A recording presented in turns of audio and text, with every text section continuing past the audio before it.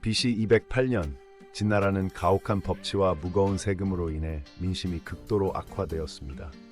진시황의 사후 황제 호해의 무능함과 황관조고의 전행이 더해지며 진나라는 급속도로 무너져갔습니다.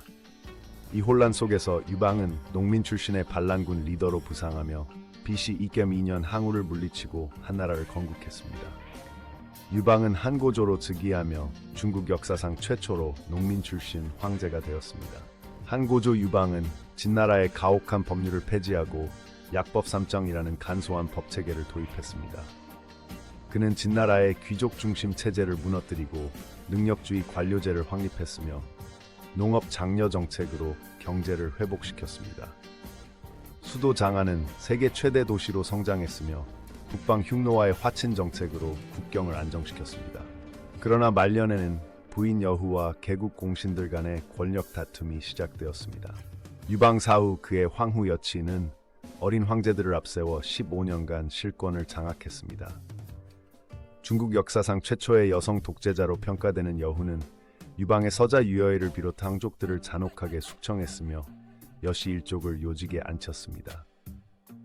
BC 180년 여후 사후 진평 주발 등 개국 공신들이 여씨 일족을 제거하고 문제를 황제로 옹립하며 전국은 안정을 되찾았습니다. 이 기간 동안 한나라의 행정체계는 여후의 강력한 통치로 오히려 공고해졌다는 평가도 있습니다. 문제 제위 BC 180-150 경제 제위 BC 157 치세 40년간 한나라는 전성기를 맞이했습니다. 세율을 30분의 1로 대폭 낮추고 형벌을 완화했으며 철제 농기구 보급으로 농업 생산량이 급증했습니다. 수도 장안의 인구는 25만 명에 달했고 제지술이 발명되어 문화가 융성했습니다. 특히 경제는 5초7국의 난 BC 154년을 진압하며 제후왕들의 세력을 약화시켜 중앙집권 체제를 강화했습니다. 이 시기 한나라의 국고에는 쌓여있는 돈줄이 썩어났다고 기록될 정도로 경제적 번영을 이루었습니다. 제7대 황제 무제 제위 BC 141-87는 54년간의 치세 동안 한나라 최대 영토를 확보했습니다. 위청, 곽거병 등 명장들을 앞세워 흉노를 몰아냈고 장건을 서역에 파견하여 실크로드를 개척했습니다. 한반도에는 낙랑군 등 4군을 설치했으며 남월국과 월남을 정복했습니다. 그러나 지속된 전쟁으로 문경치세의 재정이 고갈되었고 엄격한 전매제도와 인두세 증세로 민생이 피폐해졌습니다. 말년에는 무고의 옥으로 수만 명을 처형하는 등 폭정을 펼쳤습니다. AD 9년 외척 왕망은 어린 황제 유영을 폐위하고 신나라를 건국했습니다. 그는 주나라의 이상을 본떠 전제적 개혁을 시도했으나 화폐 개혁의 실패와 지주들의 반발로 경제가 파탄났습니다.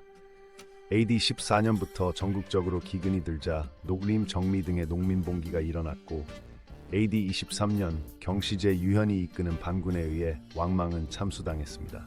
왕망의 15년 통치는 한나라 역사의 잠깐의 단절이었으나 이후 후한 건국에 영향을 미쳤습니다. 한나라 황실의 후예 유수는 AD 25년 낙양에서 제위에 올라 광무제 제위 25-57가 되었습니다.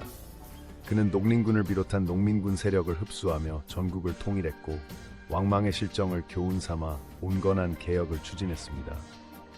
호족들의 세력을 인정하는 대신 중앙 관료제를 강화했으며 한나라 전기에 법전을 정비했습니다. 특히 실크로드 교역을 재개하여 로마 제국과의 간접 교류까지 이끌어냈습니다. 광무제의 32년 치세는 건무중흥으로 불리며 후한의 기반을 다졌습니다. AD 184년 장각이 이끄는 황건적의 난이 일어나며 후한은 쇠퇴기에 접어들었습니다. 황제 영제 제위 168-89의 실정과 십상시의 전행으로 중앙권위는 무너졌고 각지의 호족들이 군벌로 성장했습니다. 동탁, 원소, 조조 등이 권력을 다투던 중 AD 220년 헌제가 조비에게 선양하며 한나라는 공식적으로 멸망했습니다. 이로써 위초고 삼국시대가 열렸으며 유비는 자신이 한나라의 정통 후계자임을 주장하며 촉한을 건국했습니다. 400년에 걸친 한제국의 역사는 중국 역사상 가장 오래된 통일 왕조로서의 위상을 남겼습니다.